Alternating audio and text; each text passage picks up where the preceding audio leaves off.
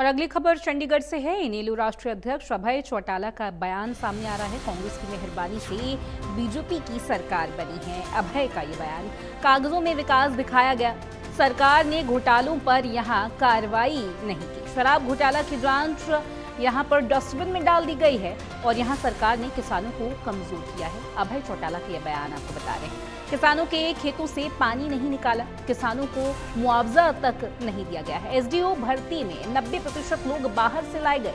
लाडो लक्ष्मी योजना में भी घोटाले किए गए।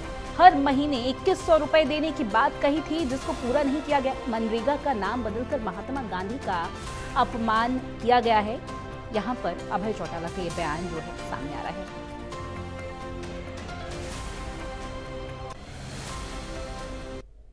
पिछले कुछ दिनों से, पिछले एक वर्ष में जो भाजपा की सरकार रही है, जिस सरकार को कांग्रेस की मेहरबानी से बनी, उस सरकार ने एक साल की अपनी बहुत सी उपलब्धियां गिनाई।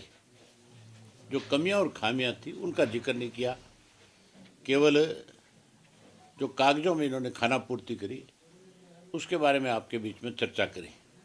बड़े बड़े पोस्ट दिए, अखबारों में झूठ के पुलंदे लोगों के बीच में जाहिर करने का काम किया।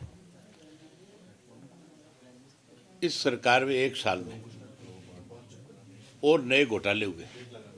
उसमें धान का घोटाला था। उसके बाद सबसे बड़ी उपलब्धि ये रही है कि बारिश की वजह से किसान की लाखों एकड़ जो फसल खराब होगी, जो पिछली फसल खराब हुई, नई बुआई नहीं कर सके, उन किसानों को और कैसे कमजोर किया जाए, एक सोची समझी षड्यंत्र के तहत उनको मुआवजा ना देना और उनके खेत का पानी ना निकालना, ये सबसे बड़ी उपलब्धि सरकार की दूसरी है। जो लाडो लक्ष्मी जो है, उस लाडो लक्ष्मी के अंदर बड़ा घोटाला किया है इन्होंने। लाडो लक्ष्मी योजना के बारे में कहा तो ये गया था कि हर महीने 2100 रुपया देंगे। अब हर महीने देने की बजाय उसको कह रहे हैं क्वार्टरली देंगे। उसमें बहुत सारी शर्तें लगा दी और उसमें वो जो 2 महीने का बीच में गैप रखा है, 3 महीने देने की बात करी है, उसका मकसद ये है कि उस पैसे का ब्याज खाया जाए। जो लाडो लक्ष्मी योजना के तहत जो एक अलग से पैसा रखा गया, इस नरेगा का नाम खत्म करके जहाँ महात्मा गांधी का अपमान किया केंद्र की सरकार ने, वहीं सबके साथ, गरीब आदमी के साथ सबसे बड़ा धोखा किया इसमें।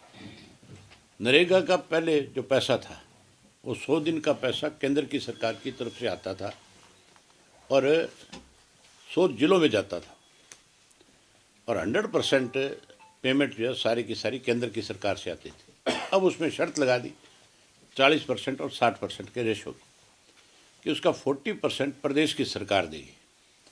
हमारे प्रदेश की सरकार के पास तो तनख्वाह देने को पैसे दिए, जिस पे 3,70,000 करोड़ का कर्जा है। वो कहाँ से नरेगा का 40% पैसा दे दें? इसका मतलब नरेगा बंद हो जाएगी। नरेगा बंद होने का मतलब है कि गरीब आदमी जो है, जो कहीं नरेगा के सहारे से अपनी ज़िंदगी बसर कर रहा था, वो तो सड़क पे आ जाएगा।